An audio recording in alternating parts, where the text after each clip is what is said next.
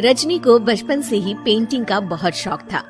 वो हमेशा से ही पेंटर बनना चाहती थी, पर उसके माँ और पिताजी ने उसको कभी भी इस चीज के लिए सपोर्ट नहीं किया और उसकी शादी नीरव से हो गई।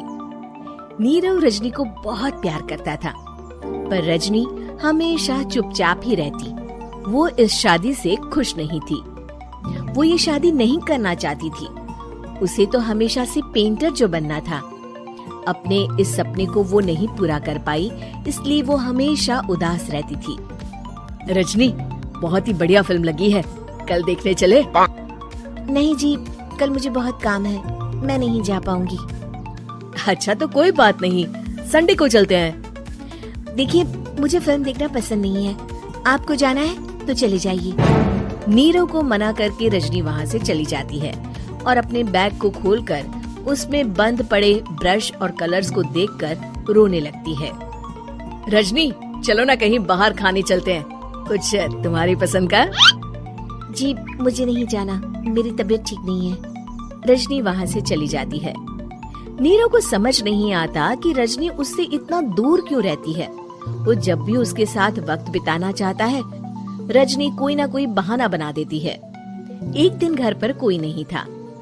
रजनी घर का सारा काम जल्दी से खत्म कर लेती है। घर पर अकेले होने के कारण वो सोचती है कि वो आज पेंटिंग करेगी। वो अपने कमरे में जाकर पेंट ब्रशेस और कलर्स निकालकर जैसे ही कलर मिक्स कर रही होती है कि दरवाजे पर बेल बज जाती है। अब कौन आ गया इस वक्त? इतनी मुश्किल से तो मुझे पेंट करने का मौका मिला है। रजनी दरवाजा खोलती है तो उसकी सास अपनी सहेलियों के साथ खड़ी होती है और सब घर के अंदर आ जाते हैं। अरे बहू, सबको शरबत बनाकर पिला दे, बाहर तो बड़ी गर्मी है। उफ। जी। रजनी पेंट ना कर पाने से उदास हो जाती है। उसे गुस्सा भी आ रहा होता है कि उसने इस शादी के लिए हाँ क्यों कह दी। वो रसोई में जा रही होती है कि उसकी सास उसे रोकती है। बहू, सबके खाने का भी इंतजाम कर लेना, आज का लंच तो ये सब यहीं करेगी। हाँ। रजनी बिना कुछ कहे रसोई में चली जाती है। सबके लिए खाना बनाती है। सब खाना खाते हैं और रजनी घड़ी देखती है कि ये सब कब जाएंगे ताकि वो अपनी पेंटिंग कर सके। जब शाम होती है तब सब चले जाते हैं अपने घर। अरे बहू, सब तेरे खाने की तो बहुत तारीफ कर रहे थे, सबको बहुत अच्छा लगा खाना। आपको मुझे सुबह बताना चाहिए था ना कि आपकी सहेलियाँ आ रही हैं। पता भी है कितना वक्त लगा सारा खाना बनाने में। अरे बहू, तू ऐसे कैसे बात कर रही है मुझसे? तो और कैसे बात करूं? मैं इस घर की कोई नौकरानी नहीं हूँ कि इतना काम करूंगी। रजनी अपने कमरे में जाकर दरवाजा बंद कर लेती है। शाम को जब नीरव आता है तो उसकी माँ उसे पूरी घटना के बारे में बताती है। क्या रजनी ने आपसे इस तरह बात की माँ? हाँ, और पता नहीं उसे क्या हो गया है, शाम से बाहर भी नहीं आई है। मैंने तो कई बार आवाज दी, खाना भी नहीं खाया उसने। तू ही बात करके देख ले बेटा। नीरव अपने कमरे का दरवाजा खटखटाता है।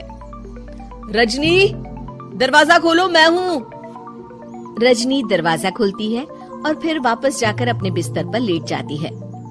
रजनी, माँ से बात करने का ये क्या तरीका है? मैंने कोई गलत बात नहीं की है। अरे तुम क्यों ऐसे बर्ताव कर रही हो सबके साथ? क्या तुम इस शादी से खुश नहीं हो? रजनी कुछ नहीं बोलती। अरे बताओ मुझे रजनी, क्या ये शादी तुम्हारी मर्जी के खिलाफ हुई है? हाँ, मैं ये शादी कभी नहीं करना चाहती थी। तुमसे क्या, मैं किसी से भी शादी नहीं करना चाहती थी। रजनी रोने लगती है। चुप हो जाओ रजनी, बताओ मुझे, तुम क्यों नहीं करना चाहती थी शादी? रजनी बेड के नीचे से अपने पेंटिंग्स, कलर्स, ब्रश, पेपर्स निकालती है। इतने में उसकी सास भी कमरे में आ जाती है। ये देख रहे हो, ये थे मेरे सपने। मैं पेंटर बनना चाहती थी, पर माँ पापा ने कभी सपोर्ट नहीं किया और मेरी शादी करवा दी।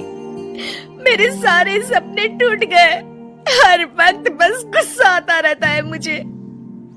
मैं जानती हूँ कि आप लोगों की इसमें कोई गलती नहीं है, पर मैं क्या करूँ, मुझे समझ में नहीं आता।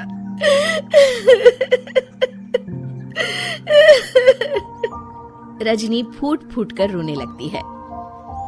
मुझे माफ कर दीजिए, आप दोनों के साथ मैं बहुत बुरा बर्ताव कर रही हूँ।